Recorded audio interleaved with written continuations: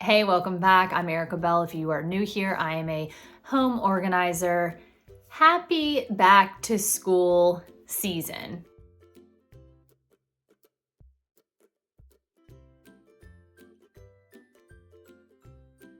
Maybe your kids have gone back. Our kids went back this week. Or maybe you're kind of still in the middle of sending them off, right? You're wrapping up summer and you are about to start the new year. I just wanted to give you guys a little PSA for back to school, okay? With the biggest takeaway being that it's easier to plan ahead, plan and prep and prepare ahead of time than it is to play catch up, okay? It is easier to plan ahead than it is to play catch up. And what do I mean by that? Okay, I get it with the first couple weeks of school. We are at a new school for my daughter, much bigger than her old school. We are figuring out the ways, the ins and outs. So I don't expect us to be in a groove before she even starts school, for one. You know, you don't know what you don't know. And also I'm allowing some grace. This first week has been nuts. She's got an ear infection. I mean, you know how it goes. So allow yourself some time to get in the groove, but don't wait too long, okay? So sometimes if we don't do any preparation ahead of time, we kind of go through the season, the school year, and then all of a sudden we're just scrambling and we're playing catch up. So allow yourself, maybe it's a couple weeks, maybe it's 1 month, okay, to really get in the groove of things and to figure out how things are working in your home for this new school year. You probably have if you have multiple kids, they're each going to have a different, schedule. Some will have homework, some won't. They'll have projects, they'll have, clubs after school. They're each going to have their own groove. So give yourself time, be patient. But then once you're like, okay, we've got this. This is what works. This is how our days are going to function. Then we need to put some systems in place. Okay. So don't feel nervous if you don't have any of those systems in place. Again, sometimes it's hard to do ahead of time. You don't know what you don't know. Okay. But what are some systems that I'm talking about so that you aren't scrambling and playing that catch up game, right? You're not waiting until Christmas break to be like, oh, I guess I need to figure out these mounds of papers. We don't want to be left with these mounds of papers and these full backpacks that we never go through and these unorganized desks and just chaos, right? You don't want to have those chaotic mornings, those chaotic evenings. Having kids in school, it's already busy and can be stressful enough. You don't want to add to it. You want to try to eliminate some of that, okay? So some systems you can put into place. Have a specific area for incoming and outgoing papers, okay? If you have multiple kids, they may not each have their own desk. They may not quite need that, but we need places to put our things, okay? They may be doing their homework or their projects on your kitchen counter, and that is okay, but we still need to have a designated areas for these papers, okay? So if you want to set them up a desk, absolutely. Here's what's coming into the house that you, mom or dad, guardian needs to look at, maybe sign off on, and then things that need to either go back to school or be sent out of your house, okay? So it can be 2 piles. It can be anything you want it to be. I don't want you guys to feel ever like you have to go run out and buy a bunch of things. You can usually use what you have in your own house.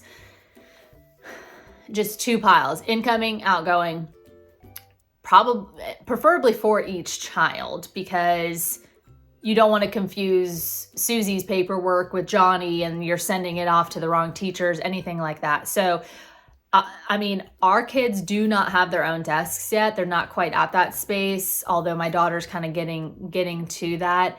So ours is on our kitchen counter. Empty the backpacks. We've got stacks of paper. It's just stacks, okay? Is it the prettiest thing all the time? No, but it's not that big of a deal because it usually doesn't last on the counter very long. So if you're like, well, I don't want it to be on my counter, it's not going to probably stay there. So it's incoming that you need to do something about, then you're going to put it in outgoing. And if it's something you need to hold on to, we're going to put it away. It's not going to stay on the counter. Does that make sense? The other thing that comes in that is not going to go back out, that a lot of people struggle with, is our art projects, your artwork. Okay. I know in the moment, sometimes everything that your child does seems like a masterpiece. So sometimes it's okay to hold on to those things for a little bit and then go back through it when you're a little bit further removed, right? So maybe you hold on to it until the end of the month and then you go through it and really keep the treasures, right? If you keep every single piece of paper that your kids draw, doodle, anything on, you will be very, very overwhelmed. And I do not think it's necessary. Okay. So incoming, outgoing, things that you need to do something with. Maybe it's, again, those art projects.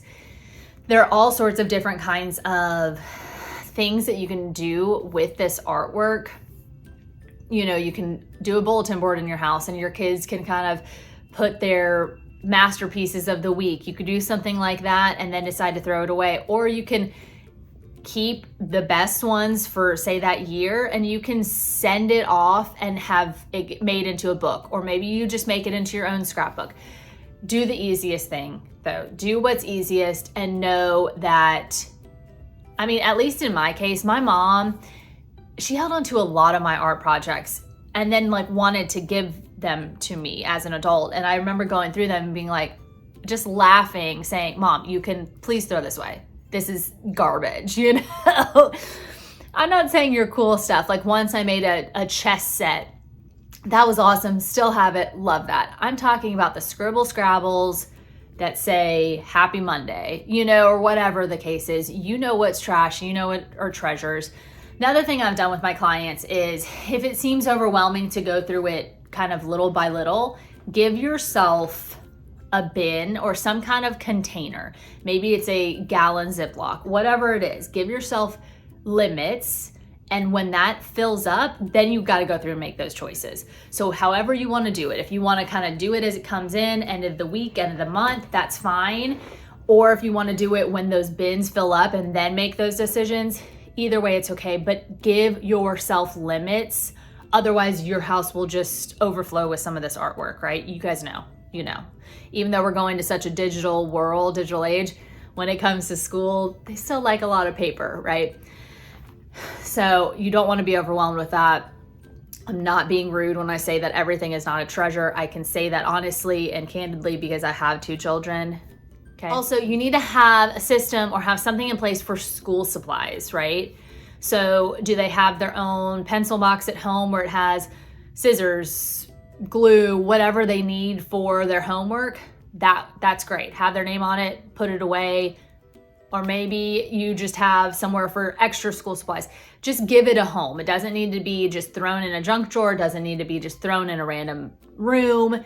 Give it a designated place that they know this is where I'm going to for extra school supplies that they either need to take to school or for at home when they're doing those projects, homework, etc. And lastly, have a place for their backpacks. Again, if you have a desk, hang it on the back of their chair. If you have a, mud room, that hang it up. But not everyone has those things, and I get that. But just having a specific place, maybe it's on their doorknob and going into their room, in and out of their room. Having specific places for all of these things will just make things flow better, flow more smoothly. You won't be scrambling around when it's, 7:30 in the morning and they've got to run and catch the bus and they don't know where their backpack is. Just having designated spots for each thing will make everything go better. I wish you the best of luck this school year. If you'd like more, kind of back to school videos, let me know. I always have tips and tricks for kids since I am a mom of 2. I get it. I feel what you're going through, right? Let me know. Again, this is just a little PSA, and I hope your school year gets off wonderfully.